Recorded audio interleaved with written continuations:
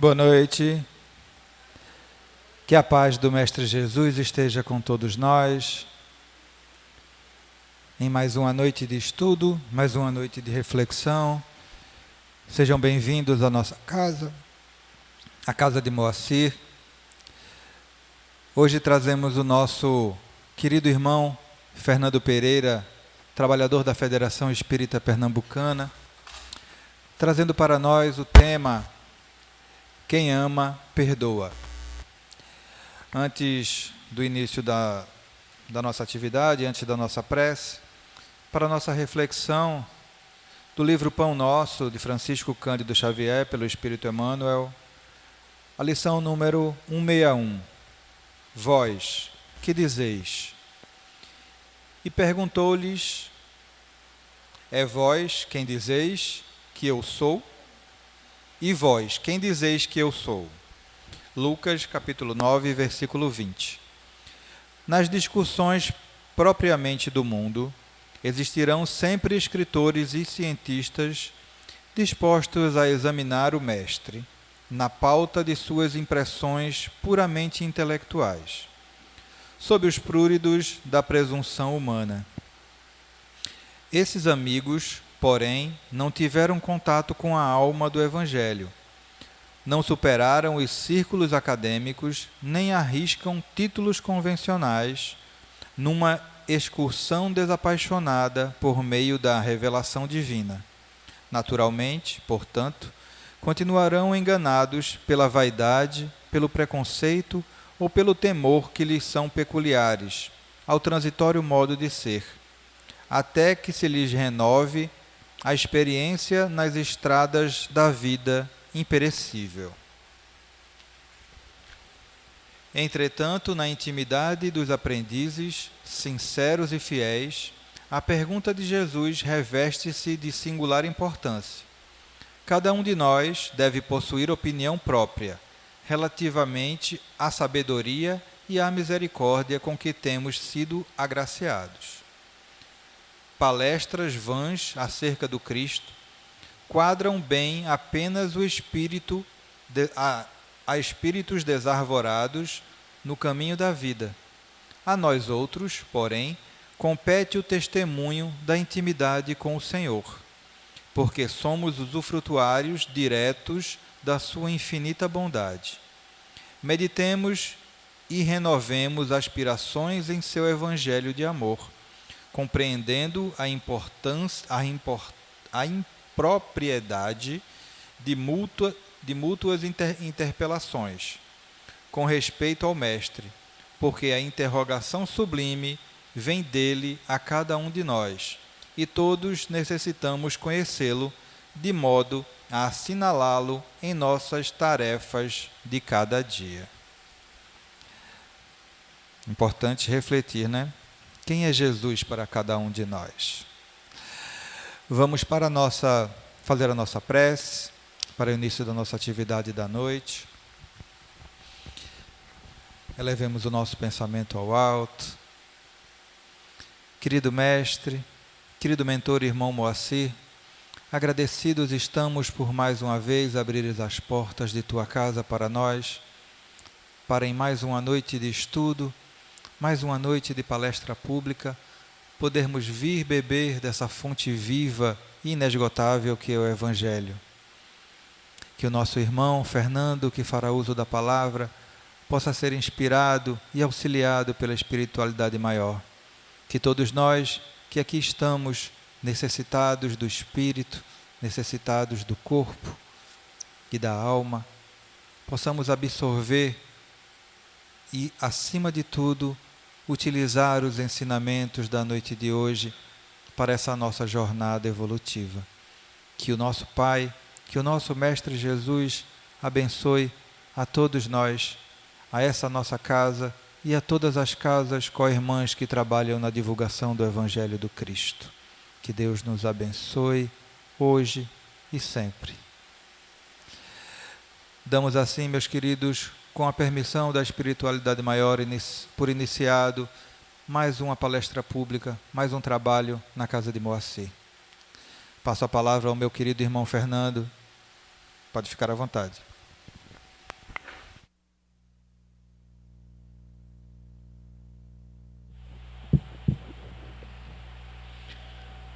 Estejamos todos em paz, com saúde e felizes.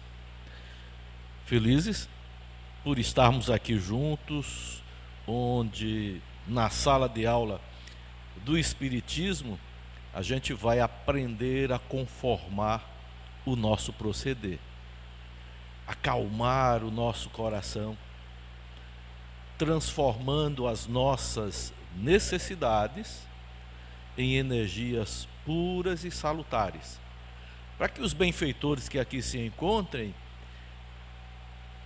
revigorem aquilo que está faltando na gente e potencialize aquilo que nós temos de bom, de saudável, de sadio.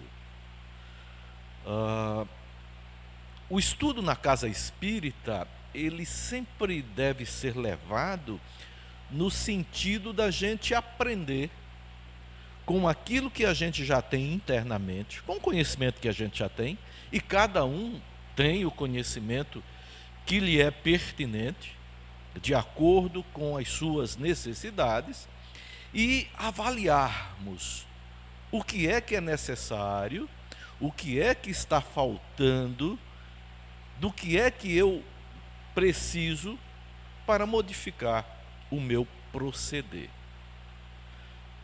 Então, a doutrina espírita, ela tem uma característica diferente das demais doutrinas, porque ela toca efetivamente o coração daquele que está por necessitar de um processo de evolução e de uma evolução continuada.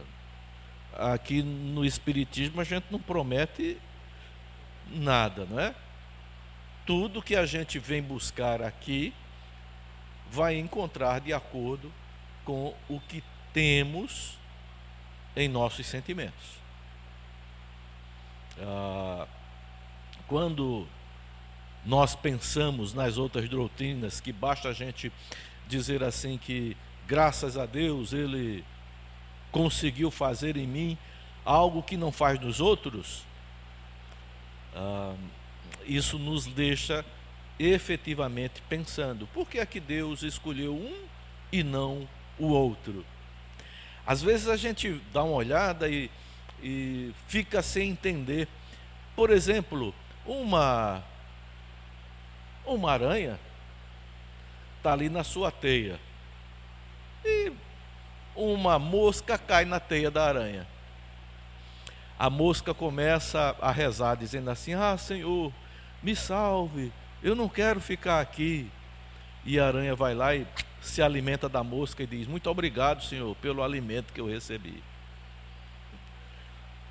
Vocês observam mais como as situações elas requerem reflexões cada vez mais aprofundadas? As coisas que são rotineiras na nossa vida nos deixam sem pensar profundamente nas nossas principais necessidades. Observam como o mundo hoje é acelerado e nós fazemos parte desse mundo acelerado que nos impede de tomarmos decisões mais reflexivas, pensadas, que a gente defina, decida, faça a escolha correta e não precise olhar para trás. A velocidade das coisas é tão grande nos dias atuais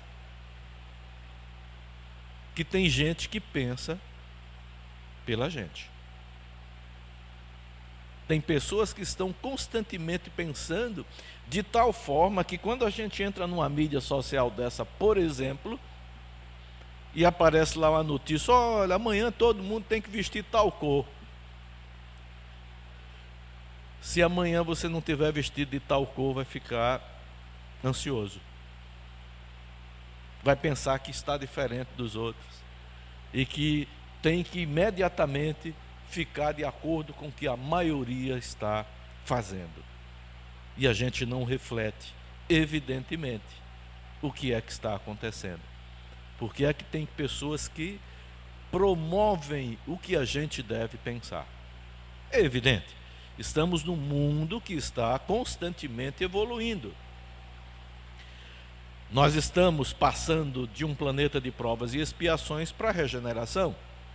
E todo modelo de experimentação possível tem que acontecer nessa trajetória de transição. Não só pelo avanço da tecnologia, como os benfeitores nos avisam, no mundo de regeneração não haverão mais doenças. Essas doenças que a gente conhece não existirão mais.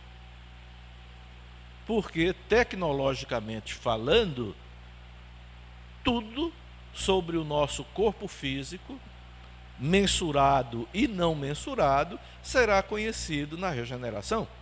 E nós vamos nos ocupar com outras variáveis, e não essas que praticamente nos afetam todo dia, e a gente não toma devida consciência de que essas afetações é para a nossa mudança. É para a gente criar um processo de vibração em torno de nós mesmos para termos o direito de estarmos no mundo de regeneração.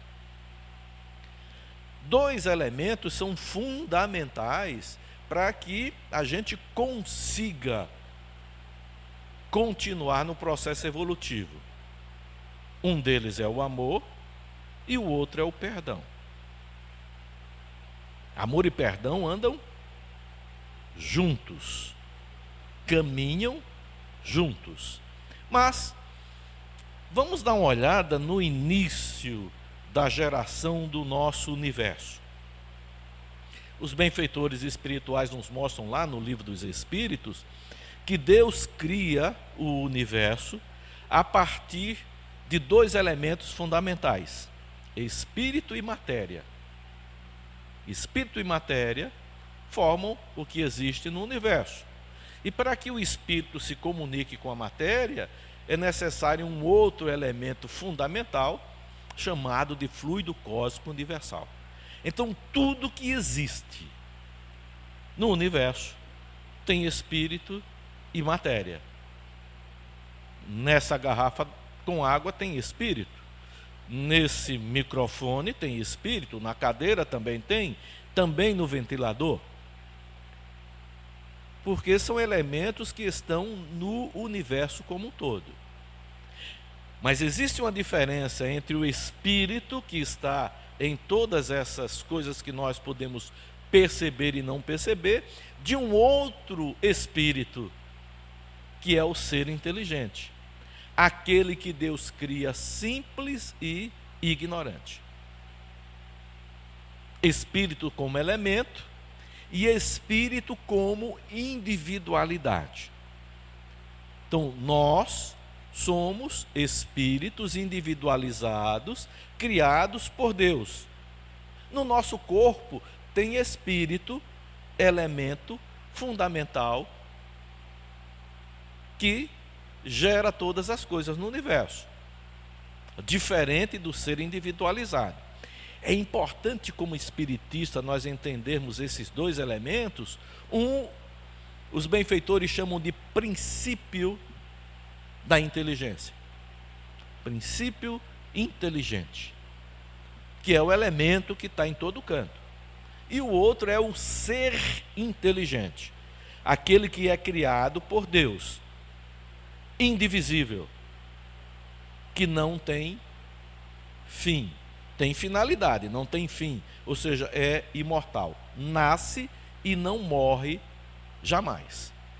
É desse ser que foi criado com simplicidade e sem conhecimento que nós estamos aqui. E o conhecimento que a gente vai aprendendo é de acordo com o que nós entendemos da realidade que nos cerca. Os benfeitores dizem que depois de individualizado, o espírito progride do átomo, a menor partícula conhecida no universo, capaz de manter a memória, até o arcanjo, que seria o ser perfeito no processo evolutivo. Arcanjo ou anjo.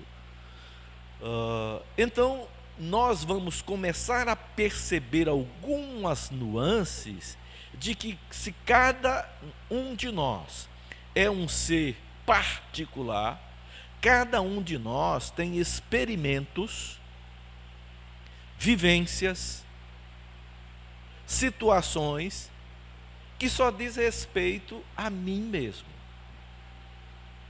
que somente eu consigo trabalhar. Acontece que esse eu, que vive num planeta de provas e expiações, tem como qualidade primordial a atividade orgânica. A maioria de nós que estamos encarnados no planeta Terra, pensamos que somos o corpo que temos, mesmo dentro do movimento espírita. São poucos os espiritistas que têm a real certeza de que não é o corpo, que a individualidade não é orgânica, a individualidade é o espírito, o ser inteligente da criação. Mas isso, por enquanto, não é defeito, não é problema. É assim que um espírito de terceira ordem aprende as coisas. Nós vamos aprender do conhecido para o desconhecido. É daquilo que eu sei para aquilo que eu não sei.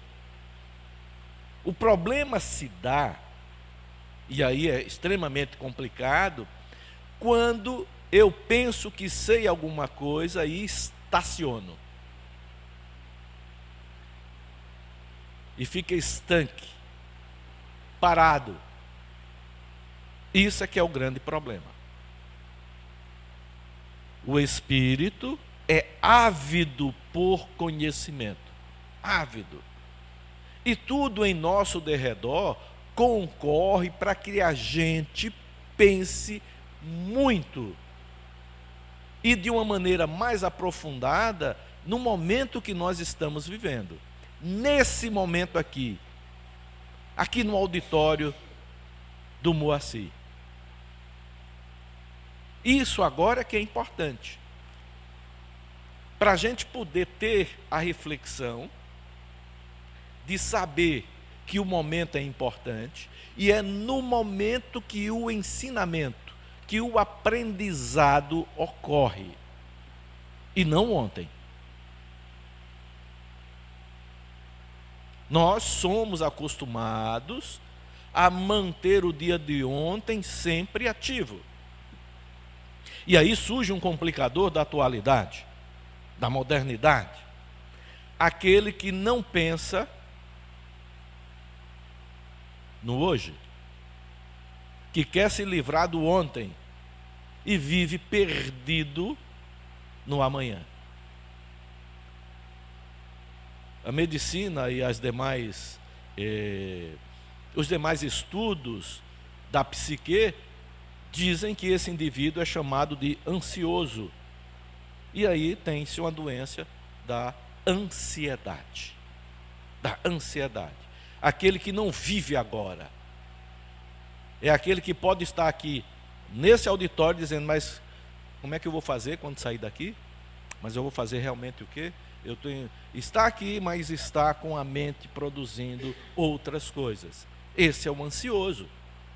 E isso cria as mais diversas complicações orgânicas e mentais. Orgânicas e mentais. Inclusive, levando a pessoa à doença do nosso século, chamada de depressão. Da ansiedade para a depressão, só quando a gente estuda academicamente é que a gente faz uma dicotomia.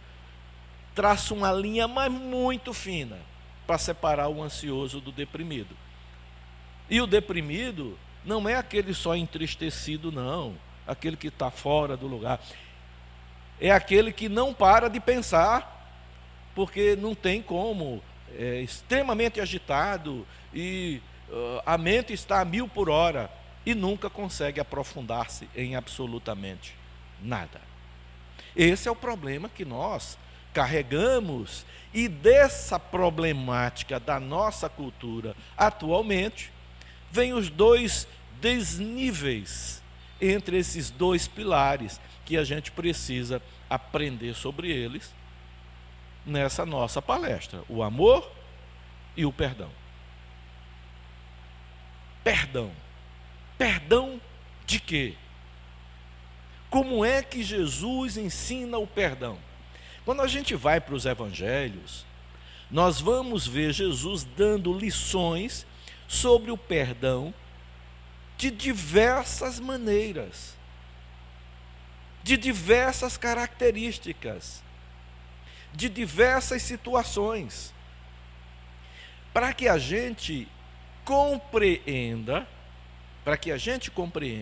de acordo com as nossas necessidades, a trabalhar essa virtude que leva o indivíduo a progredir em paz. Em paz. Quem perdoa vive em paz. E uma das primeiras lições sobre o perdão que o Mestre Jesus nos dá, e que talvez nós nem raciocinemos a respeito, porque dizem-nos: olha, o nosso principal objetivo, a nossa principal preocupação é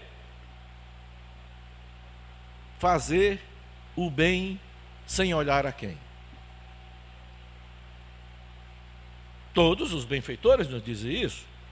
Faça o bem, não olhe a quem, apenas faça o bem. Mas por quê? Porque quem faz o bem não precisa perdoar. Quem faz o bem não precisa perdoar. E é fazer o bem sem olhar a quem? A qualquer pessoa que esteja em nosso derredor. E fazer o bem é utilizar-se da lei do amor. Fazer o bem é prática. Amar é prática.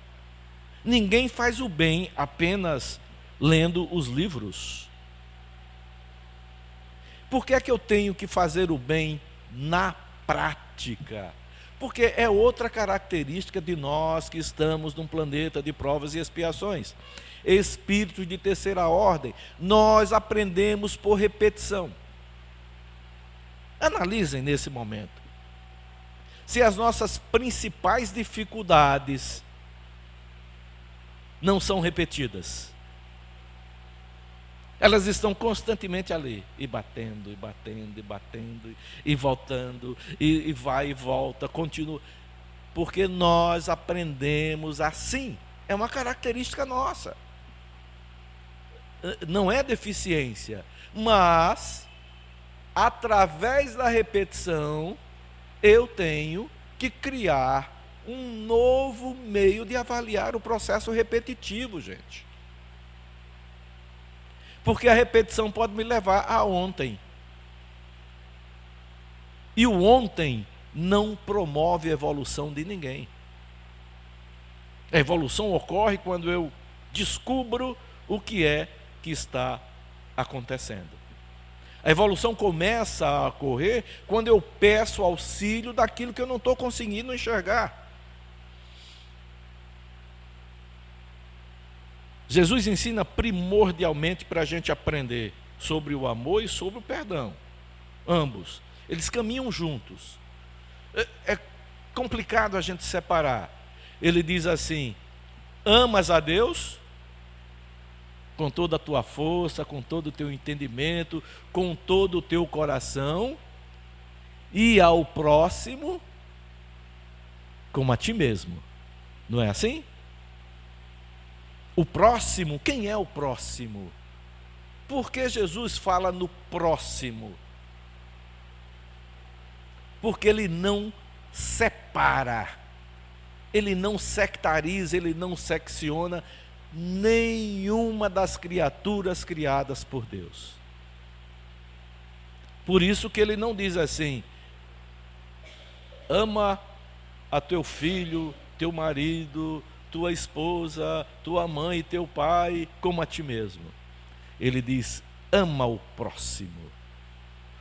Aquela pessoa, aquele indivíduo, encarnado ou desencarnado, que necessita da nossa assistência naquele exato momento, ou que nós necessitamos praticar o bem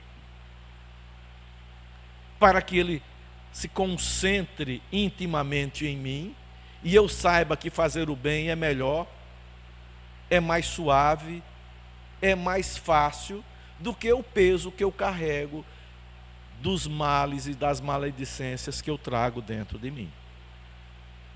O mal e o bem não estão fora, meus irmãos e minhas irmãs. O mal e o bem estão dentro. Outra característica nossa, espírito de terceira ordem, é impossível se pensar naquilo que a gente não conhece. Impossível. Simplesmente impossível. Não dá para pensar. Aí Jesus diz assim: se você pedir, vai obter. Se você buscar, vai achar. Se você bater, vai abrir. Dizendo: olha, você tem que avançar cada vez mais em suas potencialidades. Mas, para conseguir do Pai aquilo que você necessita, é necessário primeiro se reconciliar com o seu inimigo. E inimigo, quando Jesus fala de inimigo, ele não separa. Inimigos são todos aqueles que eu não consigo conviver com ele.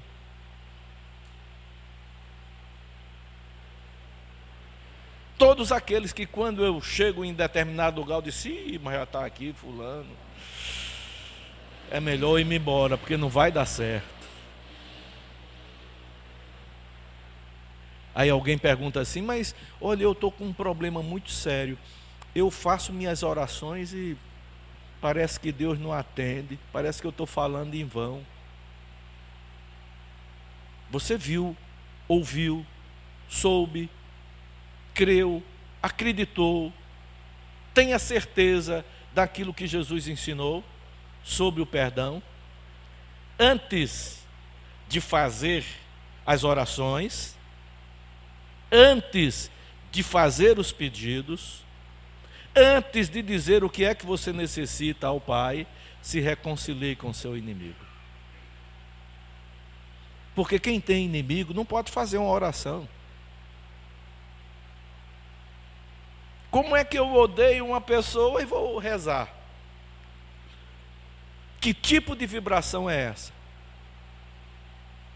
Como? E o mestre diz: se reconcilia enquanto estais no caminho da evolução. Enquanto podes permear emotivamente a situação.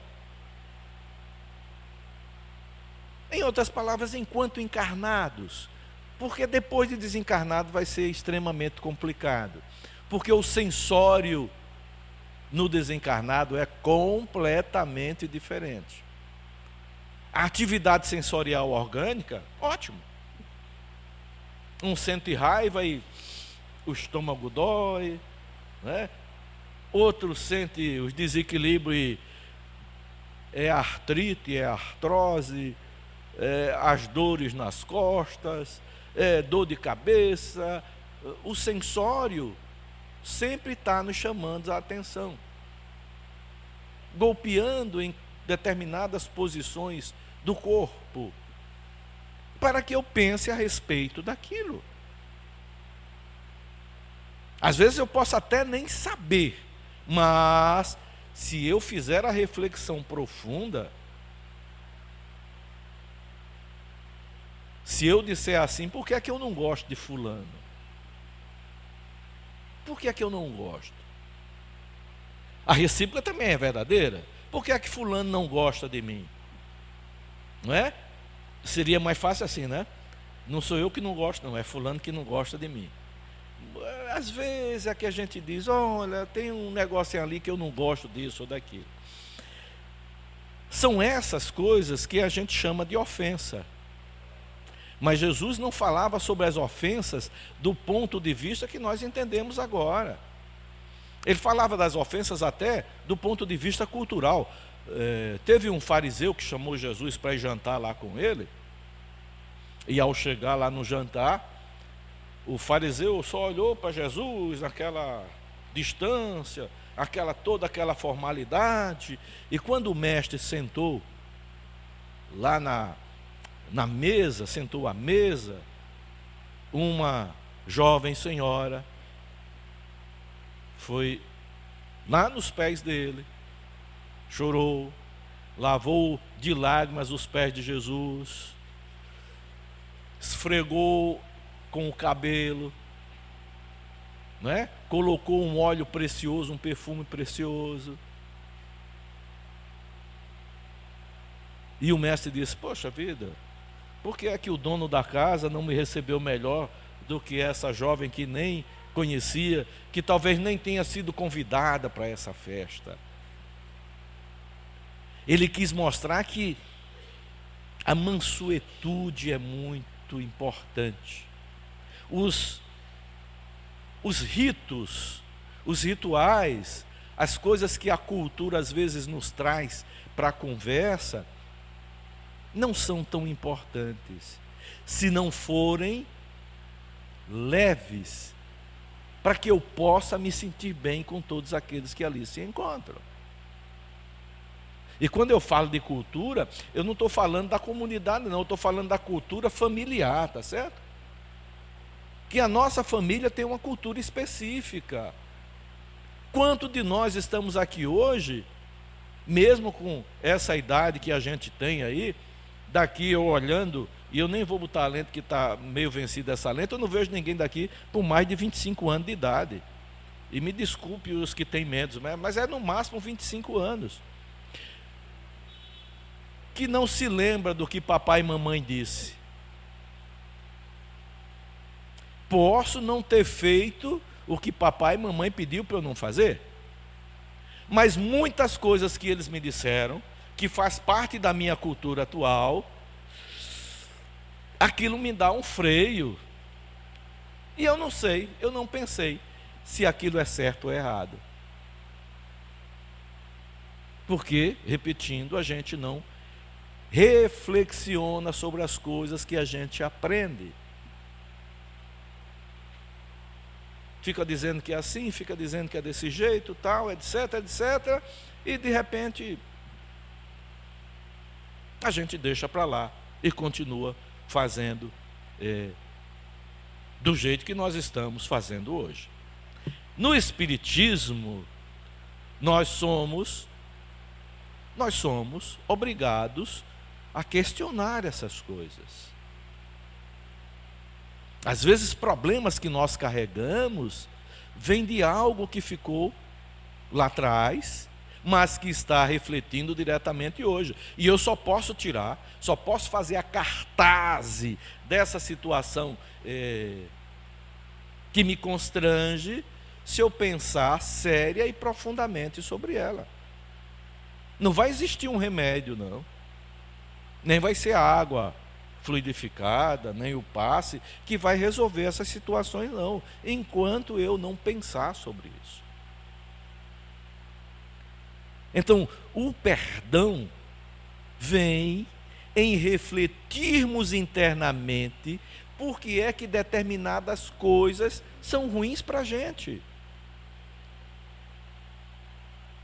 Será que nós pensamos que determinadas coisas que é ruim para a gente pode ser bom para outra pessoa? Já pensaram sobre isso? Rapaz, eu detesto isso, mas fulano adora. Eu não sei como. Porque o grande processo é: por que é que eu não consigo fazer o mesmo? Por que é que eu não consigo conviver com isso? E dessas sintonias psíquicas vêm e nascem as ofensas. Nascem as ofensas. Não é a pessoa que me ofendeu. O processo ruim está dentro de mim. Como assim? Eu disse antes que é impossível a gente pensar naquilo que a gente não conhece. Hoje tem um montão de irmãs e irmãos que não estavam da última vez. Vocês se lembram o que é Drosophila melanogaster? Quem daqui sabe o que é Drosophila melanogaster? Só faz assim. Mas eu tenho certeza que todo mundo aqui sabe quando é que uma pessoa é chata. Não sabe? Não sabe dizer? Por quê? Porque eu sei o que é ser chato. Está dentro de mim. Eu conheço. Agora eu só não sei o que é Drosophila melanogaster. Então, se uma pessoa, eu digo que me ofendeu, é porque a ofensa está dentro de mim. Se eu não soubesse o que era uma ofensa, eu não me ofenderia. E aí o mestre começa a nos ensinar a trabalhar esse nível, que é tão deletério para a gente, que nos traz tantos traumas, dores, sofrimentos, situações as mais esdrúxulas possíveis. E ele diz, respondendo a um questionamento que Pedro faz a ele, em particular, quando Jesus dá as lições em particular, ele está falando para os apóstolos, para um grupo pequeno de pessoas, porque existem determinados ensinamentos que vão sendo aprendidos pouco a pouco, para que a gente vá se conscientizando. Senão, a lição sai como nos ensinaram antigamente: entra num ouvido e sai pelo outro. Entra no ouvido e sai pelo outro. Porque não houve conscientização daquilo que eu aprendi. Não houve reflexão daquilo que eu preciso aprender para me modificar. Aí Pedro pergunta: Senhor, quantas vezes eu devo perdoar o meu irmão? 7 vezes? Porque a Torá dizia que você deve perdoar 3 vezes. Porque você não pode fazer suas refeições com raiva das outras pessoas. A refeição, quando a gente faz com raiva, antigamente, como é que era mesmo o nome? Se você for comer com raiva dos outros, vai dar congestão. Se lembra desse nome, congestão? Era bem assim, né? Vai dar uma congestão, porque você comeu com raiva. Então, se são 3 refeições principais, você tem que perdoar 3 vezes para poder fazer sua boa alimentação. E Jesus diz a Pedro: não, Pedro, não são 7, são 70 vezes 7. E naquela cultura, o número até hoje tem um grande significado. 70 vezes 7 vezes é um número que tende ao infinito. Ou seja, você deve perdoar sempre, tantas vezes que durante o dia você não pode pensar noutra coisa se não for o perdão. Porque o perdão alivia a alma. E tem duas situações anteriores. Para eu poder aprender a perdoar, eu preciso ter duas características práticas. Primeiro, ser benevolente. Benevolente.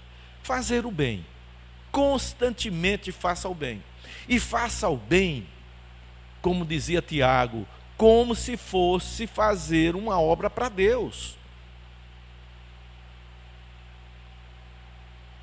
Sempre que for fazer o bem, faça o melhor que você pode fazer, dentro da sua limitação mesmo, para que da próxima vez faça melhor. E o outro aspecto é a indulgência. Sem indulgência, nós também não perdoamos. Mas por que eu preciso ser indulgente?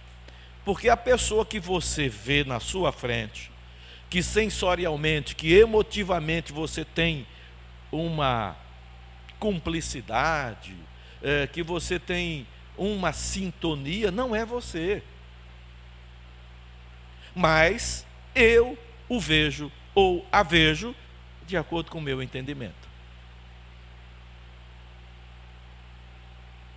E eu tenho que compreender que aquela pessoa, esteja encarnada ou desencarnada, pode pensar diferente de mim, pode gostar de coisas que eu não gosto, pode fazer coisas que eu não quero que ela faça, que é um dos grandes problemas nossos, principalmente no ambiente familiar, não é? Os chefes normalmente dizem que os outros não façam aquilo que eles fazem. E Jesus ensina exatamente assim: sermos benevolentes e indulgentes. Entendam que cada pessoa tem intimamente, internamente, variáveis que eu não tenho. E aquilo que parece que é doloroso, ruim para mim, não é para o outro. Se eu juntar benevolência com indulgência, eu começo a trabalhar o perdão. E tem uma outra virtude, gente, que é imprescindível para o nosso acompanhamento no processo de evolução: tolerância. Tolerância. Tolerância não é conivência. Tolerância é compreender que o outro tem o direito de pensar e de agir de acordo com as suas necessidades, assim como eu tenho. E a tolerância, Jesus ensina: faça ao outro o que gostaria que o outro lhe fizesse. Que nesse intermédio de fazer ao outro o que eu receberia de volta, veja bem, o que o mestre ensina é: faça para o próximo aquilo que você receberia de volta. Mas olha, eu não estou entendendo, não é fazer o bem? Olha, água para mim faz bem. Ótimo. Então vou dar água para o outro. Aí ele vai dizer assim: eu só queria a minha água gelada. Aí você vai: mas eu não detesto água gelada.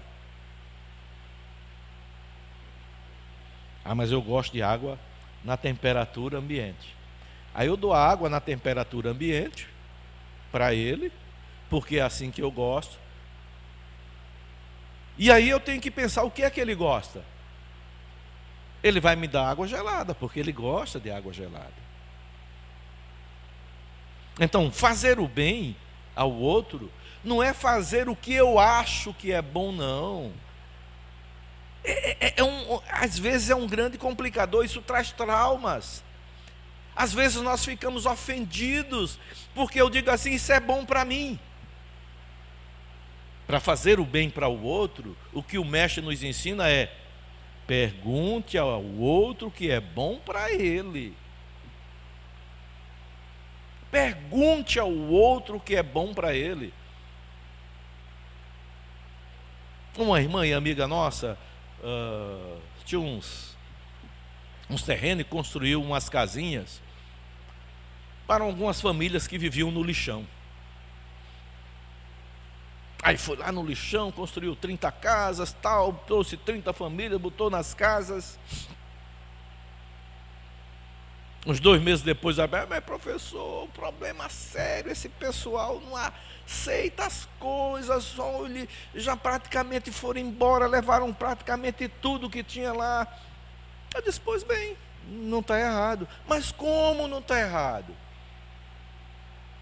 Para eles não, está errado para você. Mas como assim? Você perguntou se eles queriam morar naquelas casas? Você perguntou se queriam sair daquela existência, daquela rotina que estavam acostumados? Não. Então você não pode impor. Eu não posso pensar que o bem que eu estou fazendo é o melhor para o outro. Porque somente eu sei o que é bom para mim.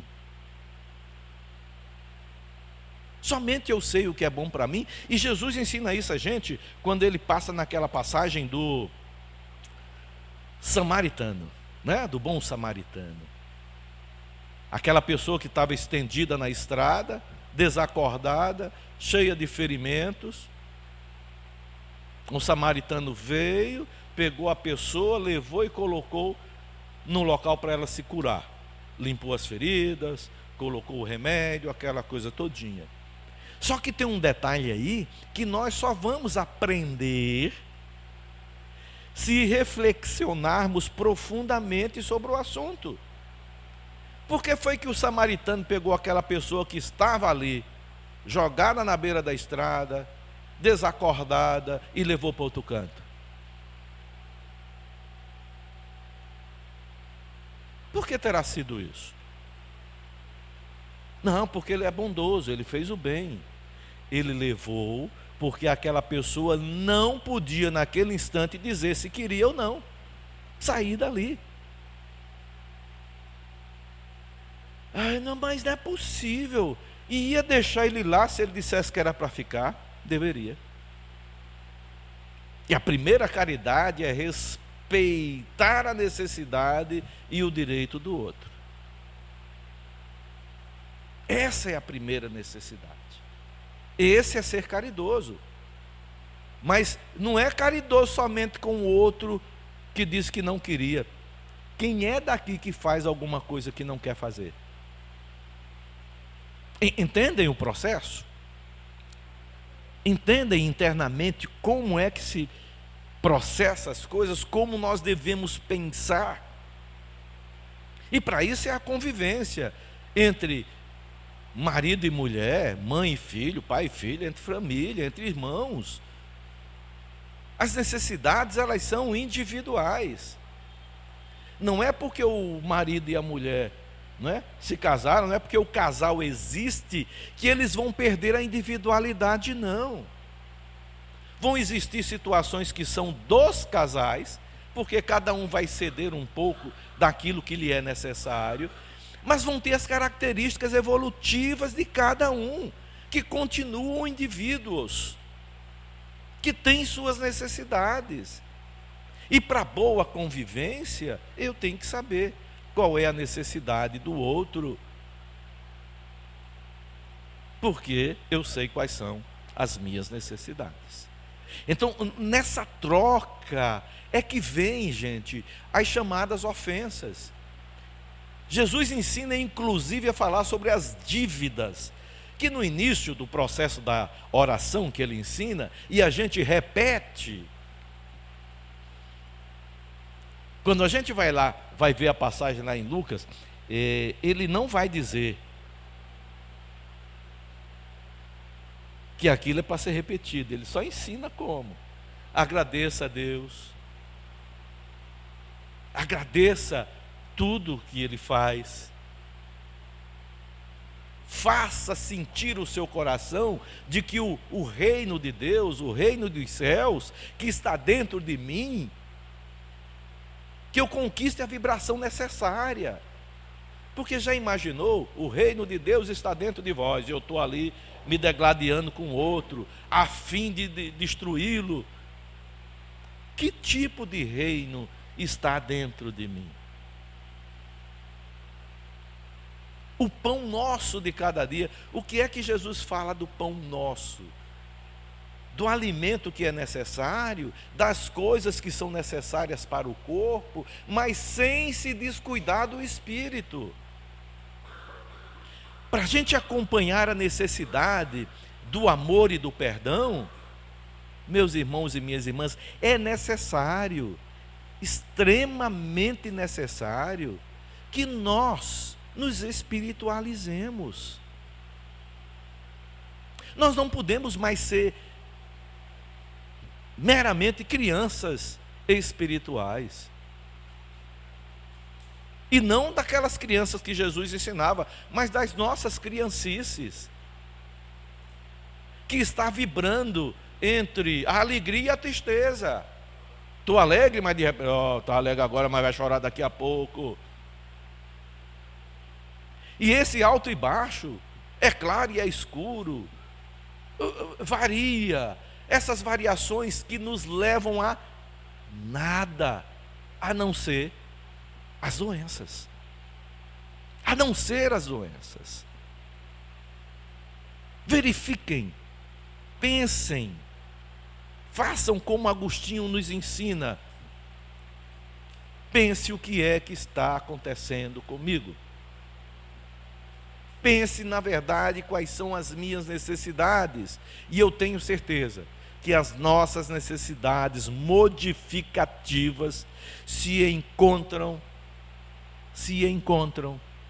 nos nossos processos dolorosos.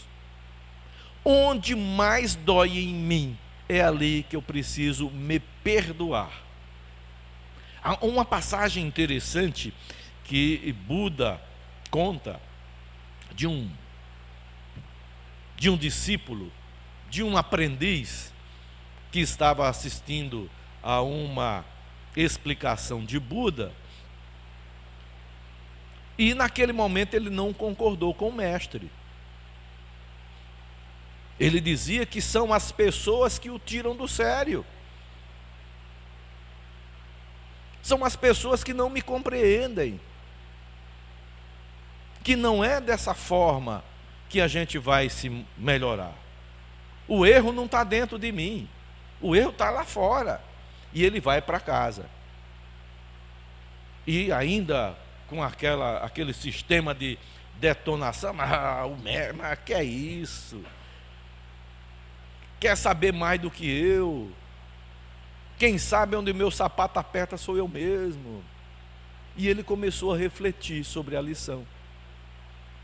E descobriu que se ele não soubesse o que era aquilo não traria nenhuma consequência para ele. No dia seguinte ele volta e vai conversar com o mestre, né? Mestre, eu estou aqui e peço o seu perdão. E Buda, mas por que você está pedindo perdão? Porque ontem eu fui grosso, indelicado, a sua lição estava correta, quando eu cheguei em casa aprendi que na verdade você estava certo e hoje eu vim lhe pedir perdão. E Buda diz para ele, não há o que perdoar, porque o homem de hoje não é mais o homem de ontem. As lições, elas estão dentro da gente, a gente só precisa refletir. Não tem coisa mais saudável do que exercitar o perdão. Não façam o perdão do egoísta. O perdão do egoísta. Perdoo você, mas jamais esquecerei o que você me fez. Está perdoado, mas toda vez que eu me lembro, vou perdoar, mas nunca mais eu quero vê-lo. Olha, isso é do egoísta, isso não é perdão. Inclusive, isso aumenta mais o karma. Ou, eu estou mais alto, por isso que eu perdoo você.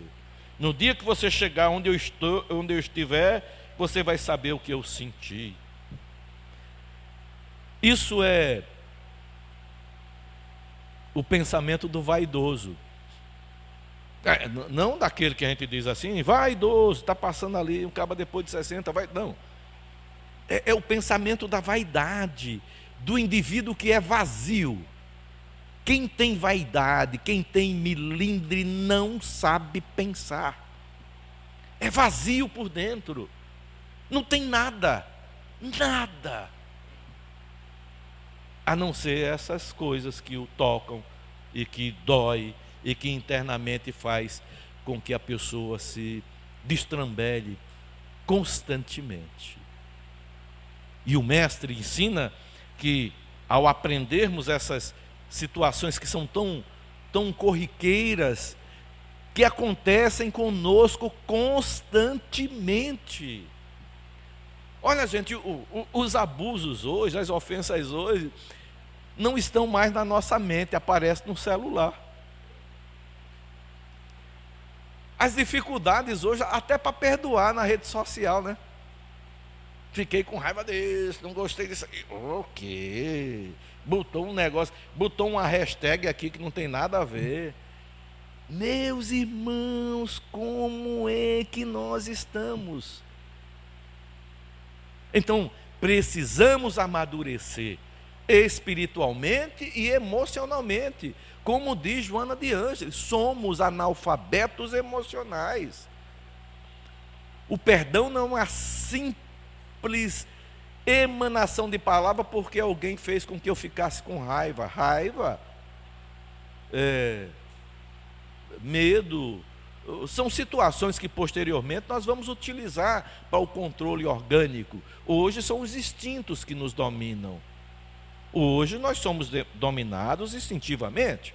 No futuro serão as emoções são mais rápidas, atingem o objetivo com maior velocidade que o instinto, são mais fáceis de serem domadas. Mas esse domínio que eu preciso ter, nasce com esse processo de avançar na estrutura do perdão. E se eu perdoo, não tem jeito, eu amo.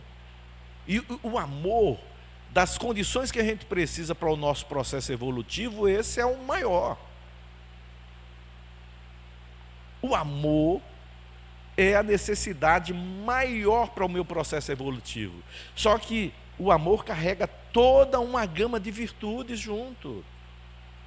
Para eu amar, aí vou ter que ser paciente, benevolente, indulgente, aprender a perdoar, ter sentimentos cada vez melhores, deixar de ser dominado pelo conteúdo emocional que me traz as doenças, né? Olha, eu não consigo olhar para um suco de limão que me dá gastrite.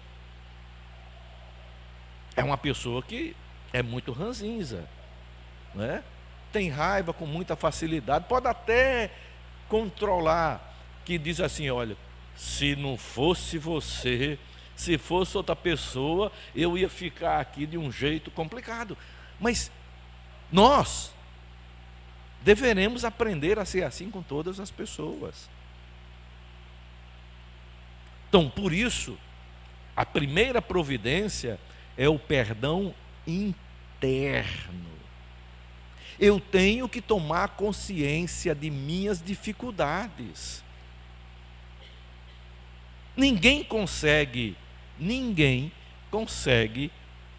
dizer ao outro o que ele tem que fazer. Porque somente eu tenho essas características. Eu tenho que descobrir o que é ruim dentro de mim. Eu tenho que descobrir o que é bom dentro de mim. Eu tenho que potencializar o bem e ir diminuindo aquilo que é mais complicado para mim. É um processo. Não se modifica do dia para a noite. Tá bom? Não vai ser assim. Ninguém vai oferecer aqui uma água fluidificada e agora eu sou outra pessoa. Melhorei completamente. Não. O processo é contínuo. Lembrem-se, precisa de espontaneidade. A espontaneidade só acontece pela repetição. Então, perdoar sempre, como ensinou Jesus, 70 vezes 7 vezes. 70 vezes 7 vezes. De forma que eu não consiga pensar em outras coisas. Perdoar não é desculpar. É bem diferente. Quem perdoa se ilumina. Se eu não estou iluminado, é porque eu não deixo a luz passar. O Evangelho vem, toca em mim, eu acho bonito, mas quando eu olho para trás está aquela sombra imensa. Porque a luz do Evangelho não consegue atravessar meu coração. E a luz, ela é potencializada pelo sentimento que eu carrego, pelas vibrações que eu emano. E todos nós, indistintamente, temos o coração sensível ao bem. Indistintamente, todos nós, da mais tenra idade ao mais senil dos adultos, todos temos o coração sensível ao bem. Descobrir essa potencialidade é dever de cada um. E ao descobrir essa potencialidade, ampliando-a, eu só vou ampliar com as virtudes. E Kardec nos orienta na doutrina espírita que o virtuoso é aquele que se esforça para controlar suas más tendências. E repetindo, as más tendências somente eu posso descobrir. Somente eu tenho dentro de mim. Somente eu posso modificá-las. Então, a necessidade desse processo reflexivo, ele é constante. Ele é constante. Todas as lições que vêm do Evangelho são lições profundas, gente. Não são superficiais. Não são superficiais. Elas são lições que vão ampliando-nos desde que a gente pense sobre elas. Desde que a gente pense sobre elas. Porque elas foram feitas diretamente para atender às nossas necessidades. Estejamos todos em paz, com saúde e felizes.